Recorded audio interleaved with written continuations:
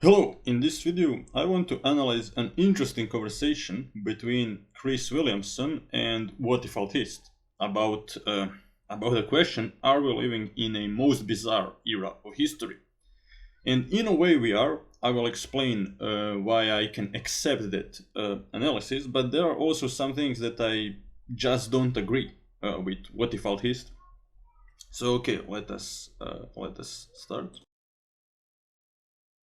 And it's really the century of social engineering. So our era of history is incredibly bizarre. And the irony is that we judge everyone else according to our standard, but our standard is incredibly strange. And so I like to say that a fish in a pond cannot know its place in the world because it only knows the water.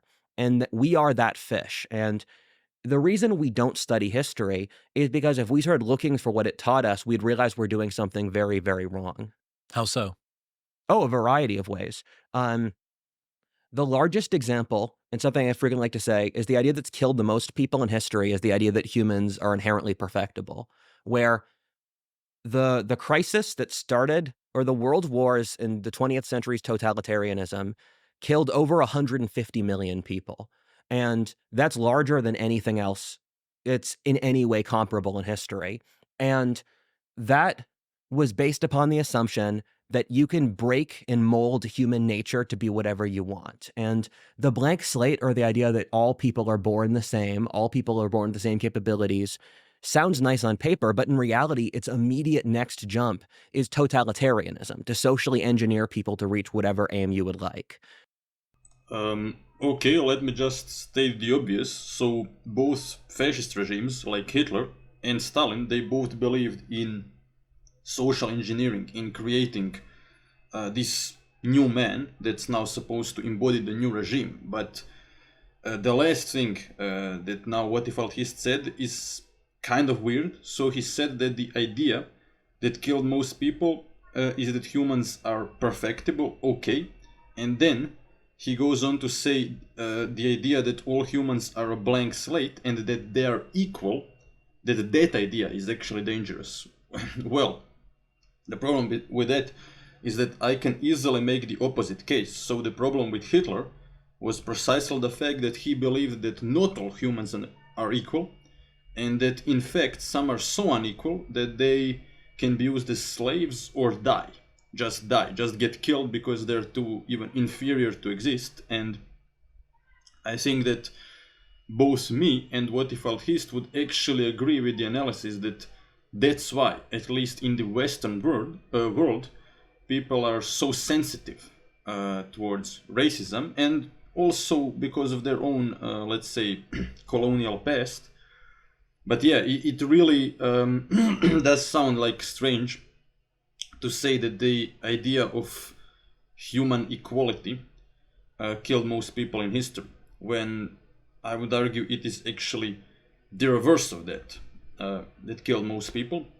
I mean, he's probably referring to communism, but it's hard to actually locate what idea in communism actually caused all those deaths. So when you look at massive deaths in communism, I would say they are just mostly actually caused by mismanagement of the economy. So Mao's war on sparrows, his obsession with turning unfertile land into fertile land, which then just like did not result in anything good. He just wasted resources. And then he started a war with the Soviet Union that was also very economically damaging with China. So yeah, what was so murderous about Maoism? Well, on the one hand, mismanagement of agriculture. On the other hand, just like some weird form of imperialist expansionism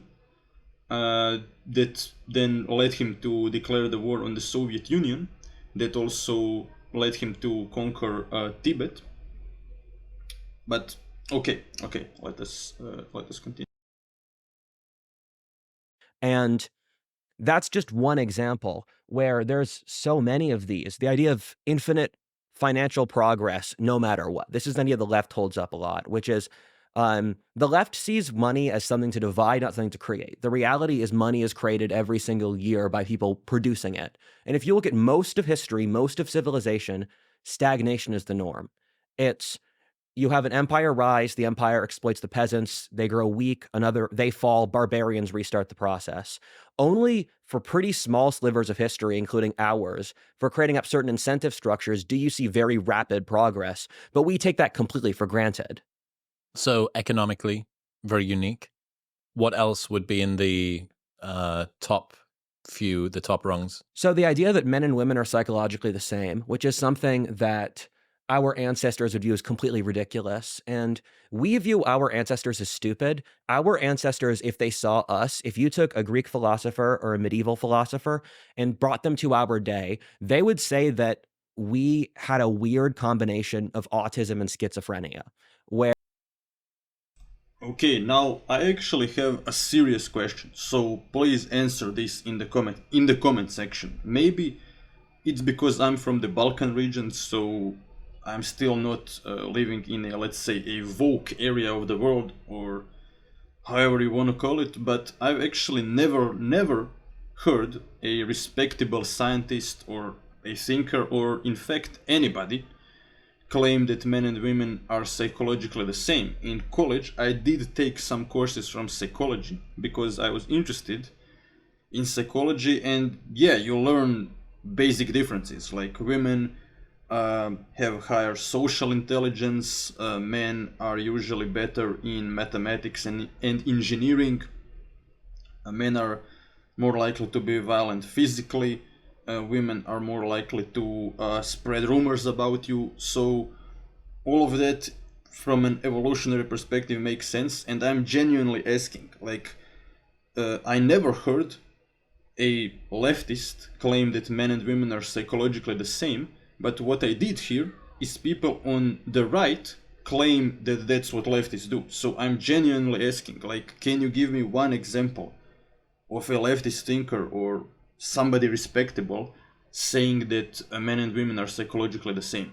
Who said it? I'm genuinely asking. I never heard that thesis in literature, like in what you in respectable literature. I never heard that thesis.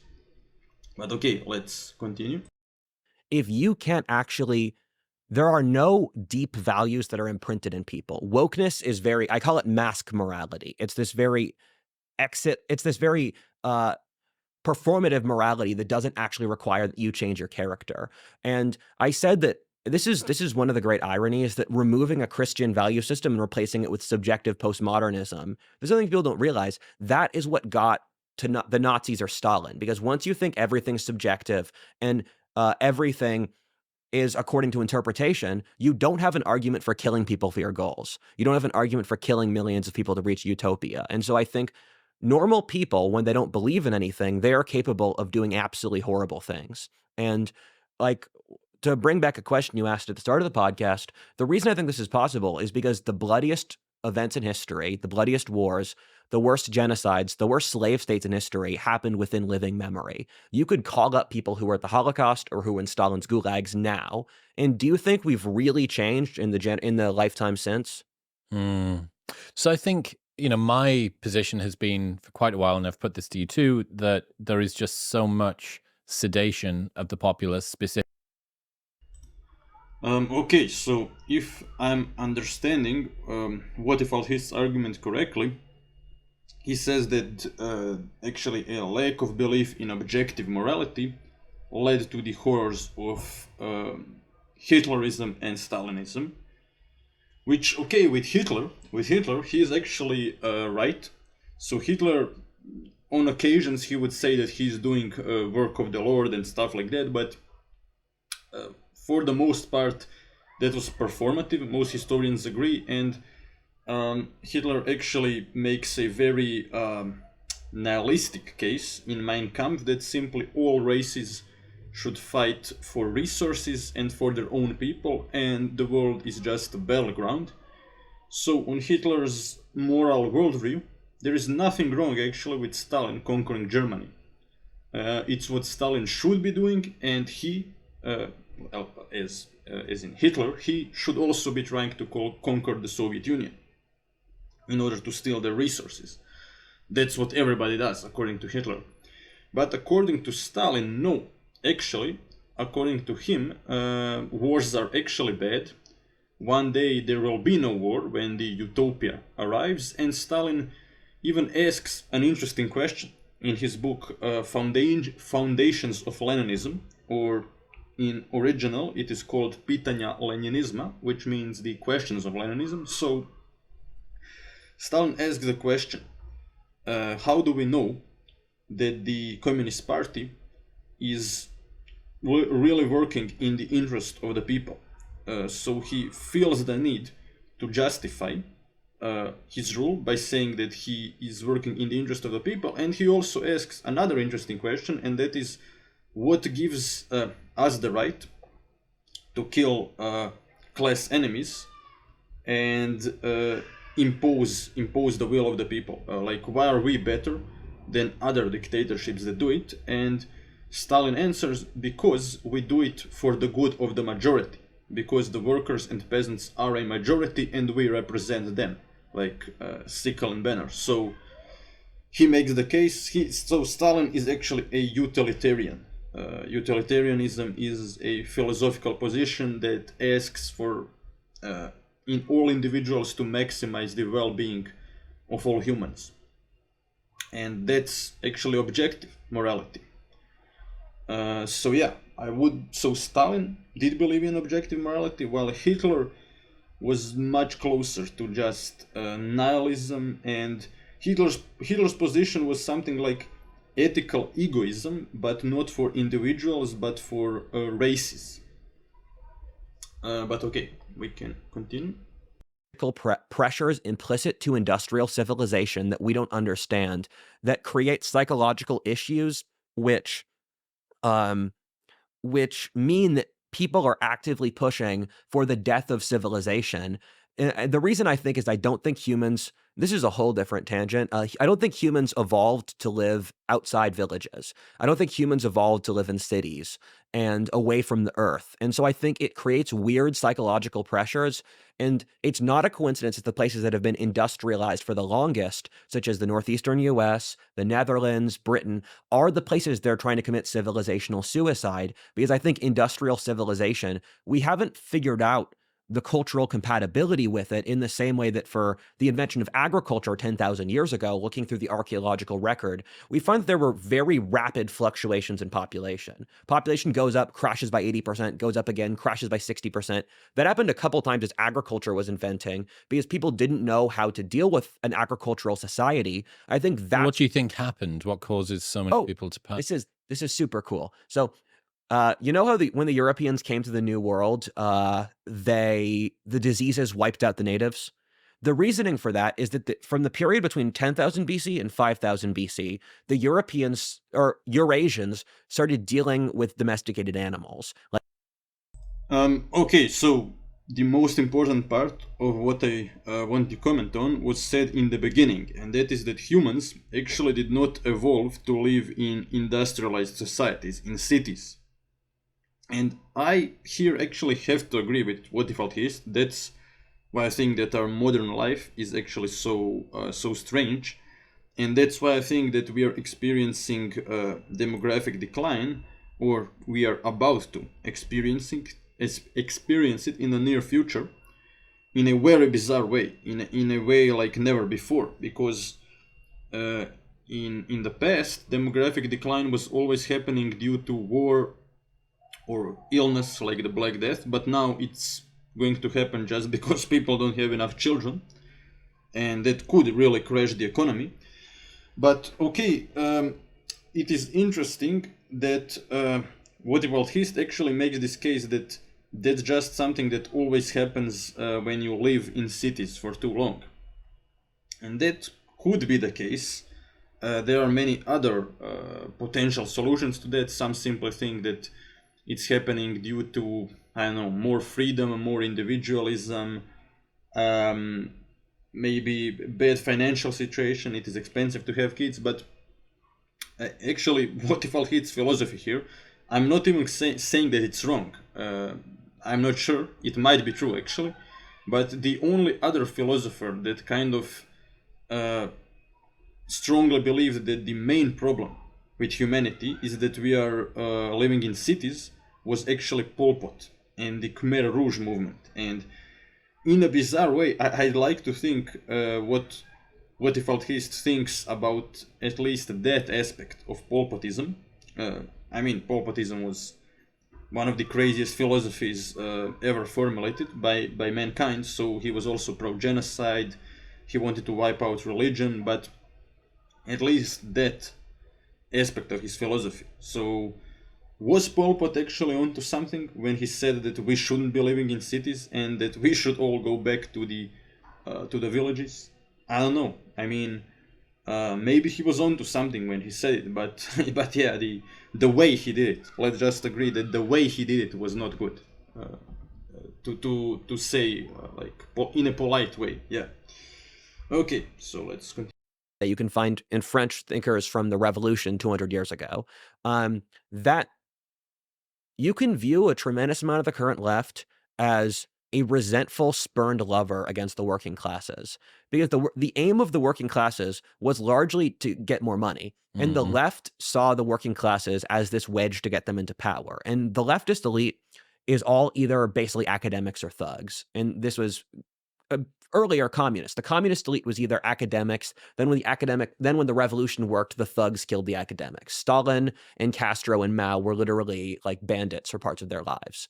And what happened with the spurning of the working classes is that the left redirected towards women, and women were a demographic that was easier to manipulate and socially control. And so I just read two incredible books about this. One is The Leviathan and Its Enemies by Sam Francis, and the other one is The Total State by Orrin McIntyre. And both of them are books on how the ruling class controls the population, because I'm going to make a video series talking about the mechanisms of power. And they both call the leftist elite foxes. And foxes are the kinds of people who manipulate through cunning. They're good people at running systems. They're good people at getting inside the levers of bureaucracy itself. It's comparable to when an empire falls, there's always either a child emperor or an old fool surrounded by eunuchs, harem girls, and bureaucrats. Our elite are... Okay, I'm really not sure that I actually agree with this thesis. Well, my main problem with it seems to be that fascist regimes are equally good at manipulation. And what he said about women, well, actually what's interesting is that 25% of German women voted for Hitler, and that was 50% of all the votes for the Nazi party. That actually surprised me. I expected men to be mostly voting for Hitler, since he was like he claimed to be very masculine, militaristic. But yeah, so I actually, if like what he said is true, that women are more easily manipulated by politicians, why would they go in a leftist direction? I actually see no clear reason for that. And I mean, yeah, I don't know if his point is that I've heard this thesis formulated often by the right. If his point is that it's in the interest of women to have a strong state, then again, why not support fascism? Because fascism also wants a strong state, but has completely different cultural values. And actually, it's only in the United States that far-right people still claim that they are in favor of laissez-faire capitalism. And that is kind of a bizarre combination. For example, if we look at Trump, so on the one hand, he kind of, let's say, flirts with killing his political opposition, with putting people who burn the flag in jail. All of that would be a strong tyrannical state, but then on the other hand, he claims to want a laissez-faire economy. That is very unique about America. But okay, I actually don't have so much to to comment about this video. I think all my main points were covered. I would actually recommend to you to check out this interview. And yeah, okay, don't forget to like, share and subscribe if you liked this video.